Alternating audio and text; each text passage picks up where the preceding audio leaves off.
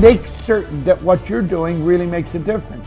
Make certain that you're spending your time on activities that are productive. When you find yourself in one of these situations, scrolling the internet aimlessly, stop for a second and think about what you aren't accomplishing.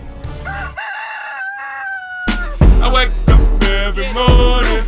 Espresso, keep me going. I wake up every morning. Rise and shine, it's Entspresso time. Even though it's hurting, he's not supposed to talk too much because he has to record his audiobooks tomorrow. So I'm stepping up and record for you guys this week. Let's start your day off right together. Grab your tea and sip on today's message from Bob Proctor. If you want to have more confidence, check out our 254s. They are free. The link to join is in the description below. I was reminded this morning of a question I'm often asked. How do you eliminate fear from your life? Think of this for a moment. Do you know that every living soul gets exactly the same amount of time? Exactly the same amount of time. Figure it out. You get all there is.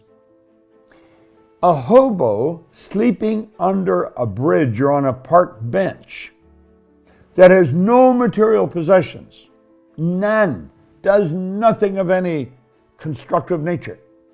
That person gets exactly the same amount of time as the most productive industrialist in the world. We all get exactly the same amount of time. So it's what we do with the time that makes a difference. Now, I want you to think of the number of time management programs. Almost everyone under the sun has time management programs. In fact, I made one time, spent a lot of money on it. And then I found out it was a dumb waste of time and money. Do you know why? Time can't be managed. I was having breakfast with Earl Nightingale one morning. It was downtown Chicago, and I was going with him on a speaking engagement, and it was early in the morning. He said, "You want to meet for breakfast?" Whenever Earl Nightingale said, "You want to meet me?" I was there, and I always had some well-prepared questions. And I remember asking him, I said, "Earl, how did you learn how to master time management?" You know, we're having breakfast. I can still hear his fork hit the plate. He said, "What the hell are you talking about?" He said, "I've never mastered time management. Nobody masters time management." He said, "Time can't be managed." He said, "I merely manage activity." And he took a little card out of his pocket.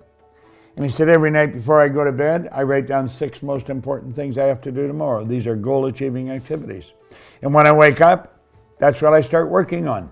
And if I don't get them all done, I'll add them to tomorrow's list." You should have about 6. Now, if I have 3 that I didn't get done today, that doesn't mean I have 9 for tomorrow, like 6 plus these 3. Those 3 become part of the 6 you have to do the next day. When you wake up, you give all your conscious attention to do those things. See, you cannot manage time, but you can manage activity. You can manage your activities. Make certain that what you're doing really makes a difference. Make certain that you're spending your time on activities that are productive, that are taking you in the direction of your goal. Now I have a very special bonus clip that I think you're gonna enjoy. But before that, it's time for the question of the day. What activities do you need to manage in your life? Let me know in the comments below. And if you are still here, I want to celebrate you. Give me a hashtag believe in the comments below. You can increase your productivity and move closer towards your goals just by managing what you are doing and when you are doing it. So why then do people choose to kill time? This is quite literally letting time pass you by instead of taking advantage of it. Killing time is a vicious cycle.